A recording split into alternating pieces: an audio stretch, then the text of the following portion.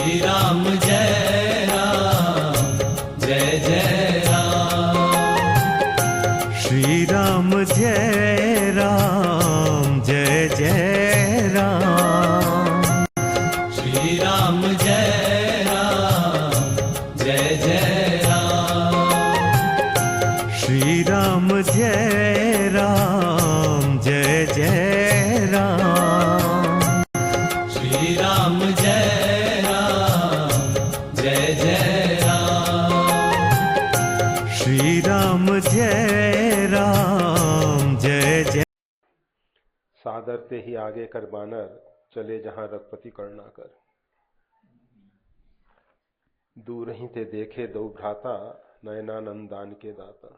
बहुरी राम छविधाम बिलोकी, रहो ठठक एकटक पद रोकी। भुज प्रणम कंजारुन लोचन, श्यामल गात प्रणत भय मोचन। सिंध कंध आयुत उर्सोहा, आनन अमित मदन मनमोहा। नयन नीर पुलकित अतिगाता, मंधर धीर कही मृदुबाता। नाथ दसानन कर में भ्राता, निश्चर वंश जन्म श्रुताता। सहज पाप प्रिय तामस देहा, जथावलूकि तम पर नेहा। शवन सुजस सुनाय हूँ, प्रभु भंजन भव भीर। त्राहि त्राहि आरत हरन, कृपा सिंधु रघुवीर। सियावर राम जय जय राम, मेरे प्रभु राम जय जय राम। श्री राम जय राम जय जय। डरानो हंसके कृपा निके आज्ञा दी।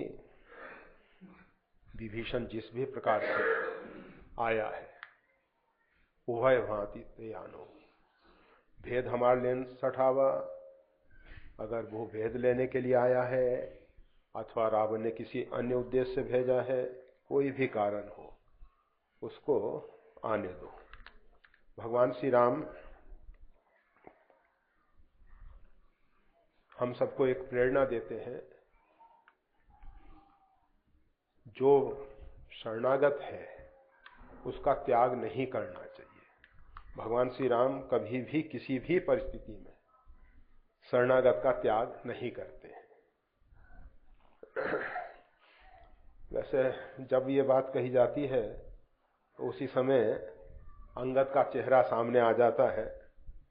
अंगद कह रहा था, असरन सरन विरुद्ध संभारी, मोईजन तजौ भगत हितकारी। प्रभु आप असरन शरण है, जिसको कहीं शरण नहीं मिलती है वो आपकी शरण में आता है तो आप उसको निराश नहीं करते हैं। आप मेरे को जाने के लिए ना कहें, ऐसा अंगद का निवेदन था। फिर उसने और भी कुछ निवेदन किया था। बालक बुद्धि ज्ञान बलहीना, राखू नाथ सरंजन दीना। नीच टहल ग्रह के सब करिहूं, पद पंकज बिलोक भव तरिहूं। उसकी सभी प्रकार से इच्छा सही है, सभी प्रकार से उसकी इच्छा सही है, भावना सही है। और ऐसी परिस्थिति में भी भगवान श्री राम ने अंगद को उपहार देके अपने गले की माला निकाली और दे दिया कि जिस प्रकार से माला को मैं हृदय में धारण करता हूं, अपने साथ लगाए रखता हूं, इसी प्रकार से तुमको मैं हृदय से स्वीकार कर रहा हूं। मैं तुम्हारा त्याग नहीं कर रहा हूं, परंतु जो एक बार आपको युवराज पद पे अभिषिक्त किया गया है तो उस कार्य को भी आपको देखना ही होगा, देखना ही होगा। और भगवान बताना चाहते हैं कि हम परमात्मा के सानिध्य में रहें तो परमात्मा की सेवा करें, जब परमात्मा से दूर जाएं तो फिर ऐसी स्थिति में परमात्मा को सचराचर में देखते हुए, जितना भी जड़ चेतन जगत है उस सब में परमात्मा को देखते हुए परमात्मा की सेवा में समर्पित होना चाहिए। जब तक परमात्मा हम पे विशेष कृपा करते हैं, हम परमात्मा के सगुण साकार विग्रह के साथ, चाहे वो त्रेता के अंदर श्री राम के रूप में हो, द्वापर में कृष्ण रूप में हो या किसी अन्य रूप में हो, जब तक हम उनके साथ हैं तब तक तो उनकी सेवा करनी ही है। और उसके बाद जहां भी जिस भी परिस्थिति में परमात्मा हमको रखे, उस परिस्थिति में परमात्मा का स्मरण करते रहें और सचराचर रूप परमात्मा को देखते हुए उसकी सेवा में अपने आप को समर्पित कर दें। सचराचर की सेवा में सबसे पहले जैसे हम सबको, सभी जितने भी चराचर जीव हैं, उन सबको ये प्राण वायु की बहुत जरूरत है, श्वास की बहुत जरूरत है। तो हम कोशिश ये करें कि जहां तक वायु को प्रदूषित होने से बचाएं, वायु प्रदूषण पे हम नियंत्रण रखें, ना तो स्वयं वायु को प्रदूषित करें और जो दूसरे करने वाले लोग हैं उनसे भी उसकी रक्षा करें।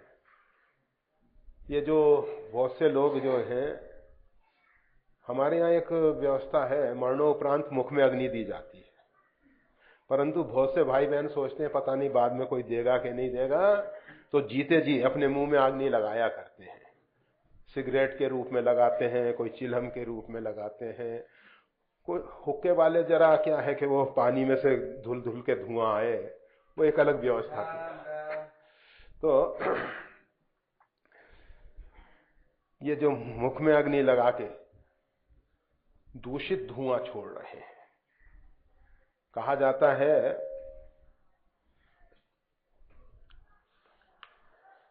औरंगजेब ने अपनी माता से पूछा कि मां, सुना है कि आपका ब्राह्मण कुल में, उत्तम कुल में जन्म हुआ था, और भारतीय संस्कृति में एक व्यवस्था है कि ब्राह्मण जो है तपबल के द्वारा हमेशा बलवान रहते हैं। ऐसी स्थिति में मेरे पिता ने आपको किस प्रकार से पति रूप में स्वीकार कर लिया, हठ पूर्वक आपको किस प्रकार से पत्नी बना ली। माता ने बताया कि वो मेरा अपहरण करके बुलवा लिए थे, उसके बाद जब भी वो मेरे सामने आते थे तो मेरे तेज के सामने टिक नहीं पाते थे, खड़े नहीं हो पाते।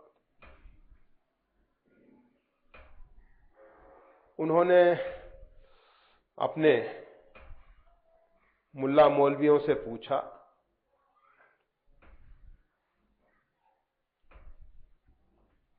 कि किस प्रकार से इस नारी का तेज नष्ट किया जा सकता है। उन्होंने कहा सरल उपाय,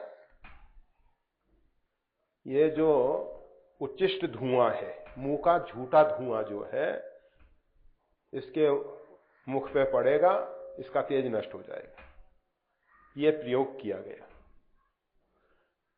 एक गायत्री मंत्र जप करने से, गायत्री मंत्र की एक माला करने से जितना वातावरण में पवित्रता आती है, वायुमंडल में शुद्ध स्पंदन फैलते हैं, वही एक धूम्रपान करने वाला, सिगरेट पीने वाला व्यक्ति उन स्पंदनों को बर्बाद कर देता है। तो ये वायु प्रदूषण तो होता ही है, इसके साथ साथ एक बहुत बड़ा प्रदूषण फैलाते हैं ये सब धूम्रपान करने वाले लोग।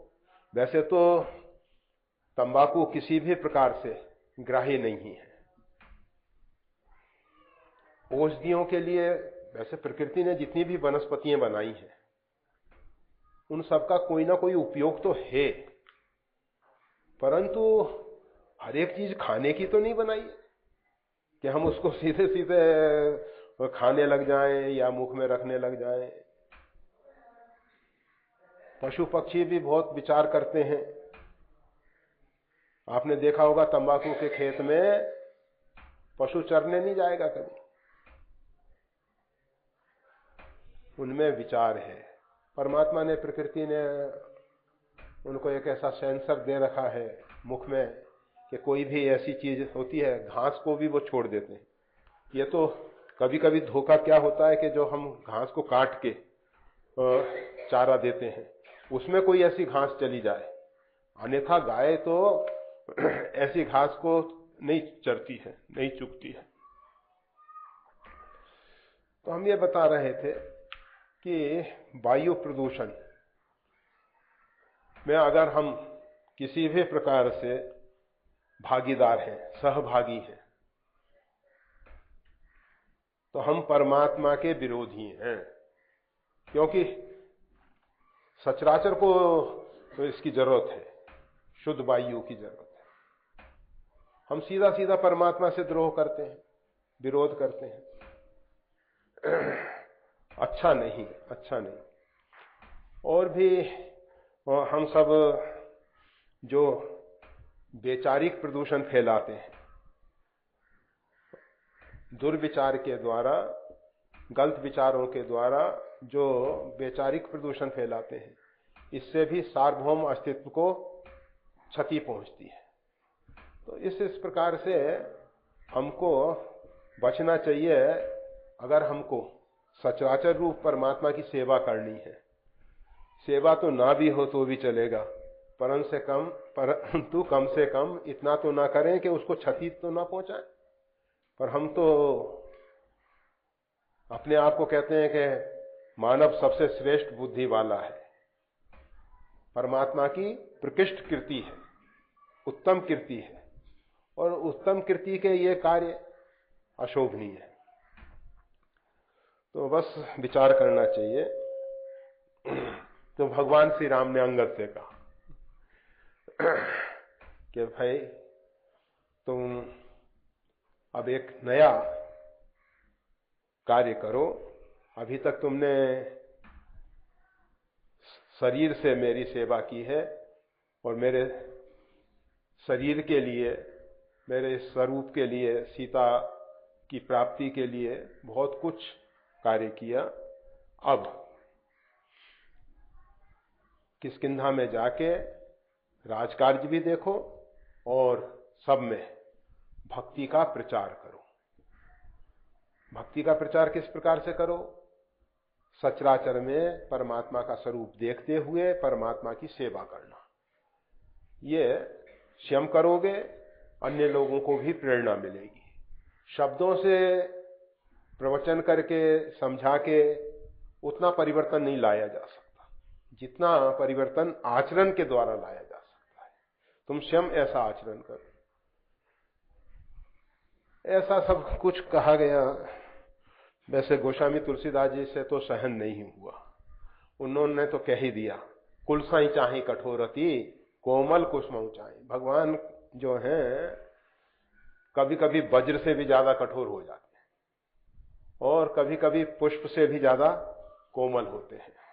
भगवान को समझना बहुत कठिन है, परमात्मा को समझना बहुत कठिन है। परमात्मा में दो परस्पर विरोधी गुण एक साथ दिखाई देते हैं, वो परमात्मा है। हमारे मन बुद्धि से हम उसको नहीं समझ सकते। राम अतर्क बुद्धि मन वाणी।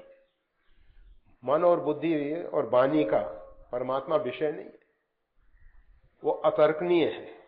वहां प्रमाता प्रमाण इत्यादि की जरूरत नहीं है। कोई कहे कि हम ये सिद्ध करते हैं परमात्मा है, वो महामूर्ख है, महामूर्ख है।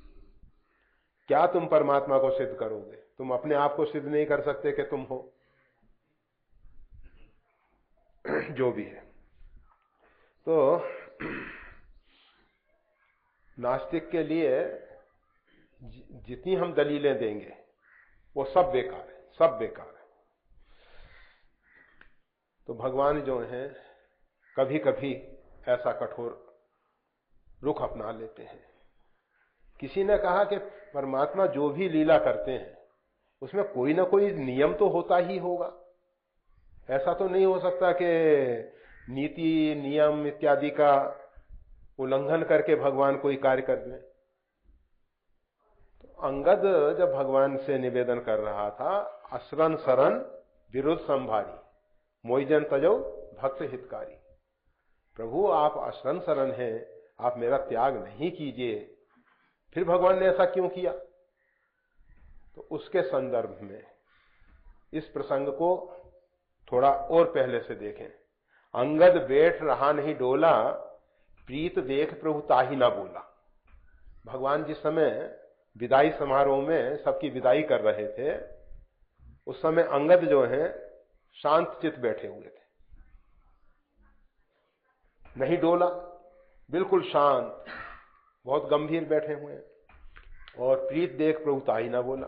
भगवान ने देखा कि इसके हृदय में प्रेम है, इससे कुछ नहीं कहना चाहिए। भगवान तो निश्चिंत थे, परंतु भक्त जो है चलायमान हो गया।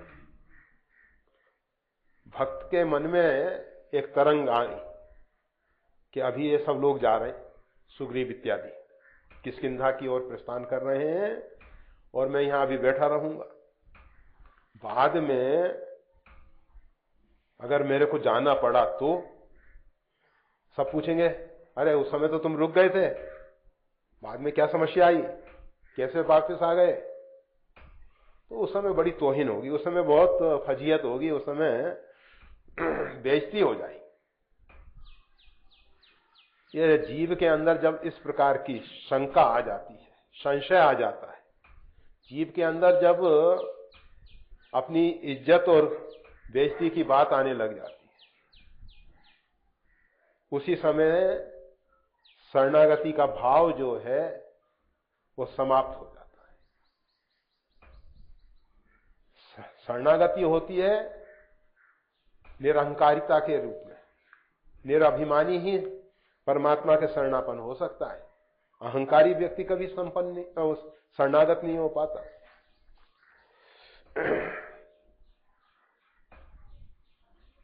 तो उनके मन में एक संशय आ गया और उठ के खड़े हो गए, और खड़े होने के बाद निवेदन करना शुरू कर दिया। मरती बेर नाथ मोई वाली, गए तुम्हारे कोछे घाली। मरते समय बाली जो है, मेरे पिताजी जो हैं, आपको सुपुर्द करके गए थे महाराज। हम अपने बुद्धि के द्वारा, अपने शारीरिक बल के द्वारा या अन्य किसी उपाय के द्वारा परमात्मा को बस में कर लें, कदापि संभव नहीं, कदापि संभव नहीं। हम सोचें कि अपनी बुद्धि से हम परमात्मा को दलीलों के द्वारा समझा लेंगे। अंगद कह रहा है ना, मरती बेर नाथ मुई वाली, गए तुम्हारे कोछे घाली। आपको आपकी गोद में रख गया था, अर्थात आपका मैं दत्तक पुत्र हूं, मेरा अधिकार है, आप मेरा त्याग नहीं कर सकते। जब इस प्रकार से हम परमात्मा से निवेदन करेंगे तो परमात्मा के आगे बाली को भी कहना पड़ा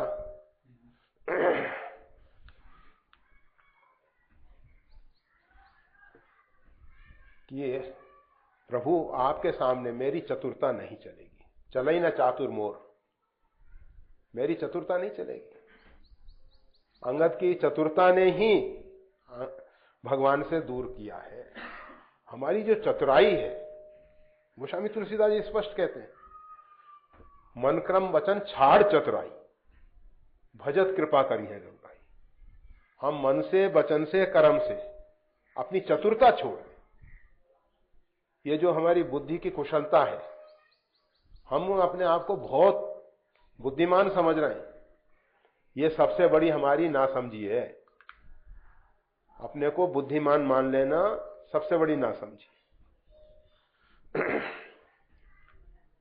परमात्मा को इस प्रकार से कोई नहीं रिझा सकता। परमात्मा तो केवल कठिन प्रेम के पाले पड़ के, निष्केवल प्रेम, केवल प्रेम चाहिए और कुछ नहीं चाहिए। जब तक वो शांति से बैठा था, प्रीत देख प्रभु ताहि ना बोला, भगवान ने एक शब्द भी नहीं प्रयोग किया।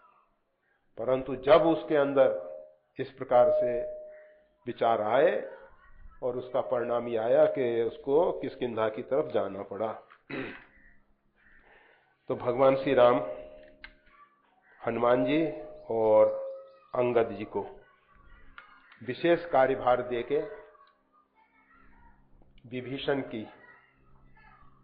विभीषण को लेने के लिए भेज रहे हैं, विभीषण के स्वागत के लिए भेज रहे हैं।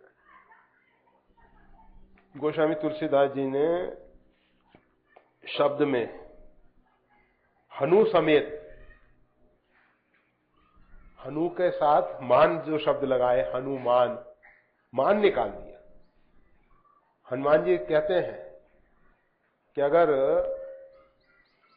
भगवान के भक्तों के पास जाना है, संतों के पास जाना है, विभीषण जैसे संत जिनके कारण पृथ्वी पे परमात्मा का अवतरण होता है, विभीषण जैसे संतों के लिए भगवान का अवतार होता है। तुम सारी के संत प्रिय मोरे धरऊं दे नहीं आन्य। और अन्य व्यक्ति तो गौण है, प्रधान भगवान के विभीषण जैसे संत, तुम पितु सरिस भले मोहि मारा, राम भजे इतना तुम्हारा। कितना ही अपमान किया रावण ने, भरी सभा में पैर से ठुकरा दिया। और वो कह रहे हैं कि आप तो मेरे पिता के सदृश हैं। पिता भी अगर भरी सभा में ऐसा व्यवहार करे तो आजकल का बच्चा तो सहन नहीं करे। और विभीषण साधारण व्यक्ति नहीं है, करत राज लंका सट त्यागी, लंका का राज वही संभालते थे। इतना प्रतिष्ठित व्यक्ति और भरी सभा में अपमानित किया जाता, और उसके मन में लेश मात्र भी रावण के प्रति विद्रोह की भावना नहीं आई, द्वेष नहीं हुआ। उस स्थिति में भी वो चाहता है कि राम भजे हित नाथ तुम्हारा, हे नाथ भगवान के भजन में ही आपका कल्याण, आप जिस भी प्रकार से हो भगवान का भजन करें। और इसके बाद विभीषण जो है परमात्मा के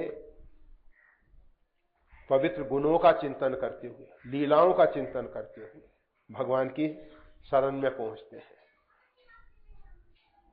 अनेकों बार ये बात स्पष्ट की गई है कि हम सब के साथ ऐसा दुर्व्यवहार हो जाता है तो दिन रात हमारा मगज खराब होता है, हमारी बुद्धि खराब हो जाती है। हम वही चिंतन करते रहते हैं कि अमुक व्यक्ति ने हमारे साथ ऐसा कैसे कर दिया, देख लेंगे उसको। हम समय को देखते रहते हैं कि कब हमको अवसर मिल जाए और उसको अच्छे ढंग से पटक दें। तो विभीषण जैसे संत के पास हनुमान जी जा रहे हैं, अंगद जी जा रहे हैं, अन्य वानर जा रहे हैं, परंतु मान छोड़ के जा रहे हैं, मान को साथ लेके नहीं जा रहे। संत मिलन को चालिए तजमाई का अभिमान। पहुंचने के बाद उन्होंने विभीषण को साथ में लिया। सादर ते ही आगे कर बानर, चले जहां रघुपति करना कर। आदर पूर्वक विभीषण को आगे किया और उनके पीछे पीछे ये सब वानर समूह चल रहा है। कहां पहुंचे? चले जहां रघुपति करना कर। कर्णा की खदान है भगवान, आकर खदान जहां से कर्णा पैदा होती है, निकलती है। और ये एक ऐसी खदान है, खदानों की स्थिति तो ये होती है कि उनकी एक क्षमता होती है, बस इतना ही उसमें से खोद के निकाला जा सकता है। परंतु ये कर्णाकर ऐसे हैं, कितनी ही कर्णा निकालते रहे कमी नहीं आती। भगवान के यहां कर्णा की कमी नहीं। वैसे उनकी आदिशक्ति निसीम कर्णा पूर्ण, उसकी कोई सीमा नहीं है, वो ऐसे कर्णा से परिपूर्ण है। तो चले जहां रघुपति कर्णा कर, वहां पहुंचे जहां भगवान श्री राम विराजमान है। दूर ही ते देखे दो भ्राता, नयनानंद दान के दाता। दूर से ही विभीषण ने देखा कि दोनों भाई जो हैं नेत्रों को आनंद का दान दे रहे हैं। भगवान जो हैं अपने भक्तों को नयनानंद देते हैं, नेत्रों का आनंद प्रदान करते हैं। दूर से ही हम भगवान से कितनी ही दूर हैं, और ये बात हमेशा ख्याल कर लेनी चाहिए। सर्वतः पानीपादः, सर्वतः अक्षि शिरोमुखम। उस परमात्मा के नेत्र जो हैं सब जगह हैं। सहस्त्राक्षा, असंख्य नेत्र वाला जो परमात्मा है, सब जगह परिपूर्ण है और उसके नेत्रों से करुणा बरस रही है, आनंद बरस रहा है। नयनानंद दान के दाता, नयनानंद का जो दान देने वाले भगवान श्री राम हैं, ऐसे दोनों भाइयों का दर्शन किया। ये दंड और ध्वजा, भगवान श्री राम, उज्जवल कीर्ति जो है भगवान श्री राम की ध्वजा है, और लक्ष्मण जी जो है दंड समान भयो जस जाता। तो दंड और ध्वजा का दर्शन हो रहा है विभीषण को। जैसे हम मंदिर पे जाते तो पहले दूर से शिखर दिखाई देता है, और आजकल तो गलियां ऐसी हो गई हैं कि देखना कठिन हो रहा है। मंदिर गली के अंदर हो गया तो दूर से शिखर नहीं दिखाई देता, छत पे चढ़ो तब दिखाई देता है। परंतु पहले दूर से मंदिर का शिखर दिखाई देता था, ध्वजा दिखाई देती थी और वहीं से प्रणाम किया जाता था। दूर ही ते देखे दो भ्राता, नयनानंदान के दाता, बहुरी राम छब धाम बिलोकी, रहे उठटक एकटक बल्लोकी। और जरा थोड़ा नजदीक पहुंचे, नजदीक पहुंचने पे भगवान छवि के धाम जो हैं श्री राम, उनका दर्शन होने लगा। बस जब भगवान का दर्शन होने लगा, रहे उठटक एकटक बल्लोकी, एक टक देखने लग गए, त्राटक लग गया। त्राटक के लिए प्रयास नहीं करना पड़ा, सहज हो गया, सहज हो गया। भगवान ने विचार किया कि अगर इसी प्रकार से एकटक देखता रहेगा तो आगे की लीला, जिस भाव से भगवान के शरणापन्न हो रहे हैं विभीषण, उसमें कुछ बाधा आएगी। जब भक्त भगवान की ओर आगे बढ़ता है तो भगवान भी भक्त की ओर आगे बढ़ते हैं। ऐसा नहीं होता कि केवल भक्त आगे चल रहा है, भगवान नहीं चल रहे। तो भगवान ने विचार किया कि इसकी गति रुकनी नहीं चाहिए, इसको आगे बढ़ना चाहिए। तो भगवान ने लीला रची। विभीषण की दृष्टि जो है भगवान के मुखार बिंद के साथ साथ शरीर के अन्य भागों पे भी पड़ी। तो कहते हैं भुज प्रलम, भगवान की जो भुजाएं हैं बहुत विशाल है, बहुत विशाल है। कंजारुन लोचन, और लाल कमल जैसे उनके नेत्र हैं। श्यामल गात, शरीर की आभा जो है श्यामल है। प्रणत भय मोचन, और ये जो आभा है श्यामल आभा जो है हरित श्याम, भगवान श्री राम जो है हरित श्याम है। तो इनकी आभा जो है भक्तों को, जो शरणापन भक्त है, उनके भय को दूर करने वाली है। सिंध कन, और उनके कंधे जो हैं शेर के समान। आयत उर, छाती जो है चौड़ी है। इस प्रकार से भगवान शोभायमान हो रहे हैं। आनन अमित मदन मनमोह, उनका जो मुखारबिंद है वो असंख्य कामदेवों को भी मोहित कर लेता है। कहा जाता है काम जो है सबको मोहित करता है अपने रूप सौंदर्य से, परंतु भगवान श्री राम जो हैं उनके जो मुखारबिंद की छवि है वो असंख्य काम, अमित, मतलब उनकी इति नहीं है, इतने काम हैं, उन सब के मन को मोहित करने वाले हैं। देखी नहीं हम सुंदरता ही, बदला एक नहीं पुरुष अनुपा। खरदूषण कहते हैं, राक्षस कहते हैं, दुष्ट जो भगवान श्री राम को मारने के लिए चले हैं, बहन का प्रतिशोध लेने के लिए चले हैं, वो कहते हैं कि ऐसा सौंदर्य तो आज तक जीवन में देखा नहीं, बद लायक नहीं, इनका वध नहीं किया जा सकता। जिसके सौंदर्य के आगे शत्रु जो है नतमस्तक हो जाए, उसके हृदय में परिवर्तन हो जाए, बहुत कठिन है। दुर्योधन का हृदय परिवर्तित नहीं हो पाया। भगवान श्री कृष्ण विराट रूप दिखाने लगे, भगवान ने बड़ी कृपा की, उसकी बुद्धि मोहित हो गई।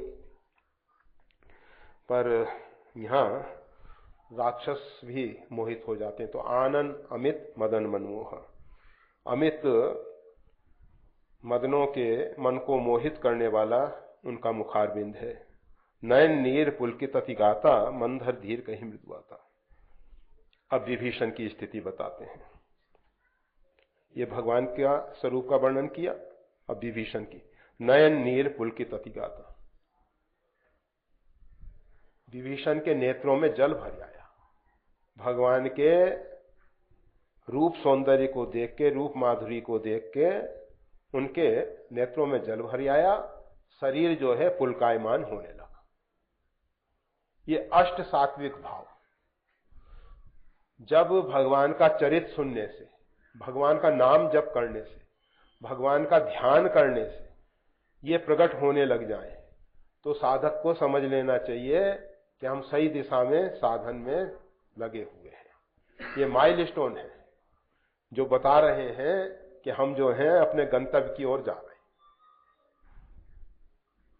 रोड पे जो माइलस्टोन आते हैं बताते हैं कि सही भाई रास्ते में हम आगे बढ़ रहे हैं। तो इस प्रकार से ये जब अष्ट सात्विक भाव, शरीर में रोमांच होना, पुलकायमान होना, नेत्रों में जल भर आना, बिजली की तरंग जैसा दौड़ जाना, शरीर में एकदम जैसे करंट लगे ऐसी स्थिति हो जाना, ये सब अष्ट सात्विक भाव है। श्वेताश्वर उपनिषद में आता है कि इस प्रकार से साधक के जीवन में जब प्रकट होते हैं भाव, समझना चाहिए कि वो सही रास्ते पे चल रहा है। नए नीर पुलकित अतिगाता, मंदर धीर कहीं मृदुआता। अब उन्होंने मन में धैर्य धारण किया। विभीषण जो हैं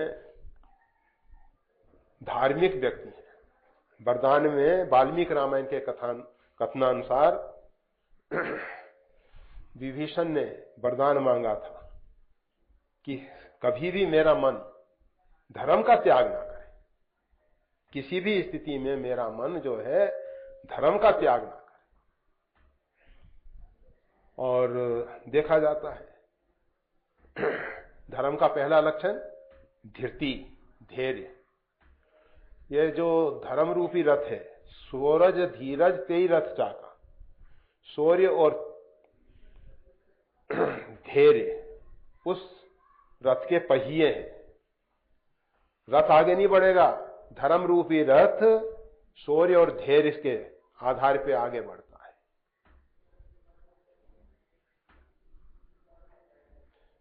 अगर हमारे अंदर शौर्य नहीं है, धैर्य नहीं है, तो हम किसी भी स्थिति में धार्मिक कहलाने के अधिकारी नहीं है। धार्मिक व्यक्ति के अंदर ये दोनों वस्तुएं चाहिए, नहीं तो लंगड़ा धर्म होगा, रथ पड़ा रह जाएगा।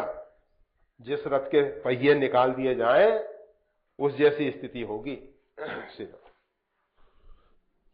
तो मंदर धीर कहीं मृदुआता। उन्होंने धैर्य धारण किया और मृदुल शब्दों में निवेदन किया, कोमल वाणी में निवेदन किया।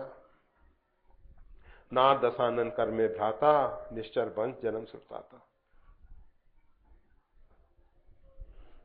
मैं दशानन, रावण का भाई, निश्चर वंश जन्म सुरताता। आप देवताओं के रक्षक हैं और हमारा तो जन्म ही राक्षस कुल में हुआ है। विभीषण का जन्म उत्तम कुल पुलस्त करनाती, पुलस्त वंश में इनका प्राकट्य हुआ, परंतु कह रहे हैं निश्चर वंश। श्राप के कारण, शापित होने के कारण ये राक्षस वंश हो गया। वैसे तो विभीषण का जन्म तो वर्ण व्यवस्था के हिसाब से ब्राह्मण के घर में जन्म हुआ था, परंतु एक मनुस्मृति की मर्यादा है। मनुस्मृति कहती है कि अगर पुरुष जो है ब्राह्मण हो और उसकी पत्नी जो है अर्थात बच्चे की मां शूद्र हो तो ब्राह्मण जन्म नहीं लेगा फिर उसके। और वैसे श्राप के कारण भी और सभी प्रकार से निश्चर वंश जन्म सुनता था। आप तो देवताओं के रक्षक हैं और हम आपके विरोधी राक्षसों के वंश में जन्म लिए, और मैं तो आपका जो खास अपराधी रावण जिसने आपकी भार्या का अपहरण किया है उसका भाई हूं। सहज पाप प्रिय तामस देह, हमें तो स्वभाव से ही पाप अच्छा लगता है, पाप प्रिय है। हमारी देह जो है तमोगुण प्रधान है। जिस प्रकार से उल्लू को अंधेरा अच्छा लगता है, यथा उल्लूकी तमपर्णेह, जिस प्रकार से उल्लू को अंधकार सहज ही अच्छा लगता है, उसी प्रकार से सहज पाप प्रिय है। हमको पाप बहुत प्रिय है और देह भी हमारी जो है तमोगुणी है। कहा कि ऐसी स्थिति में भगवान के दरबार तक कैसे पहुंच गए भाई? पाप बंद कर सहज स्वभाव, भजन मोरते भावना का।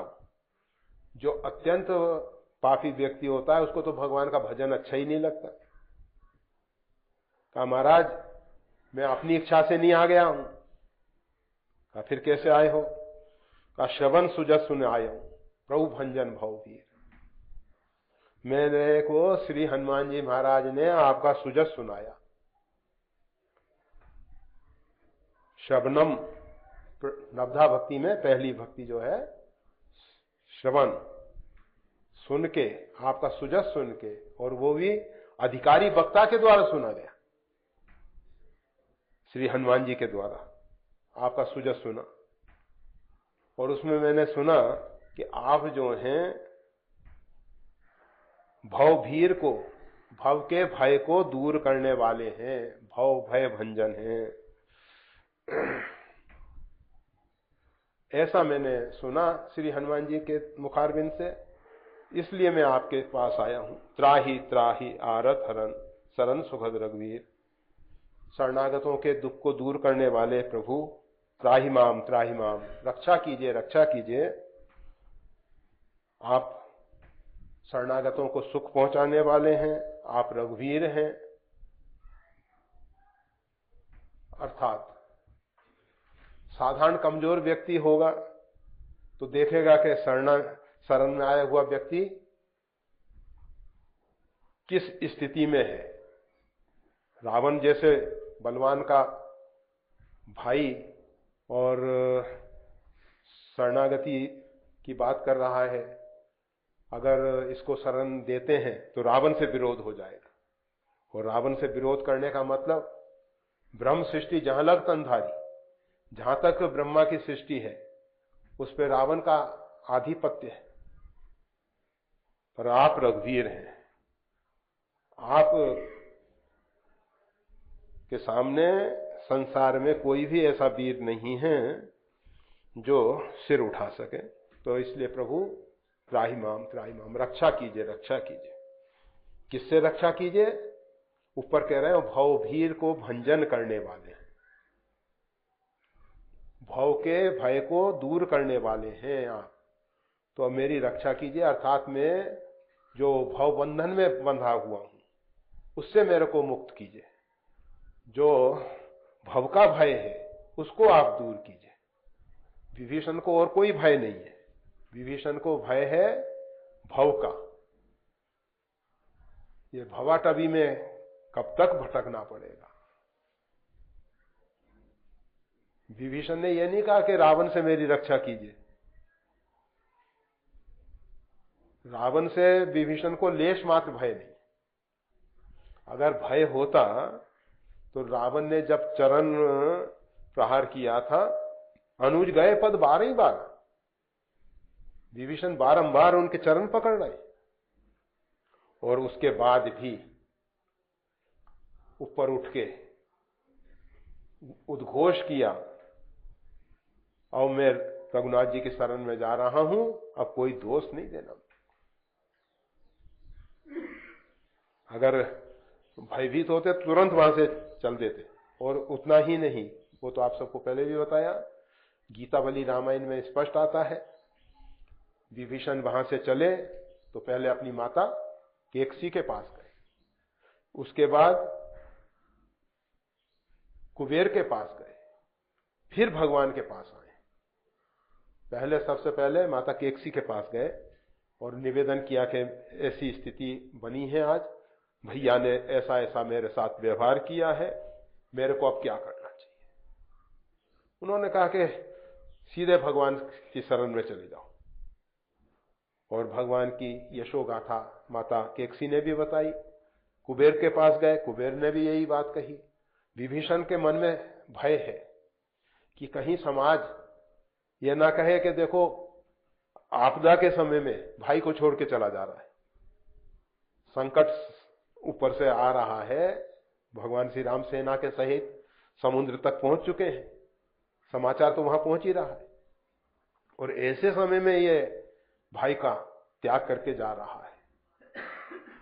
तो उन्होंने सब जगह स्पष्ट बता दिया, माता केकसी को भी बता दिया, और कुबेर जी के पास जाके भी निवेदन किया, और सबने एक ही बात कही कि बस भगवान की शरण ही तुम्हारे लिए सबसे श्रेष्ठ है, सबसे श्रेष्ठ है। तो जीव जो है अगर सच्ची श्रद्धा से भरा हुआ है तो सहायक भी उसको सही मिल जाएंगे। अगर हम केदारनाथ जाएंगे तो केदारनाथ के पथिक मिलेंगे ना, अगर हम जिस दिशा में जाते हैं उस दिशा के पथिक मिलते हैं। तो इसी प्रकार जब हम परमात्मा की शरणागति के मार्ग में चलते हैं तो उसी प्रकार के लोग मिलने लग जाते हैं, और जब हम परमात्मा से विमुख होके संसार की ओर बढ़ते हैं तो उसी प्रकार के प्रपंचों को बढ़ाने वाले लोग मिल जाते हैं। तो विभीषण भगवान से निवेदन कर रहे हैं, त्राहि माम, रक्षा कीजिए, रक्षा कीजिए। और अब भगवान श्री राम विभीषण के भाव के अनुसार उसके ऊपर कृपा करना करेंगे। श्री राम।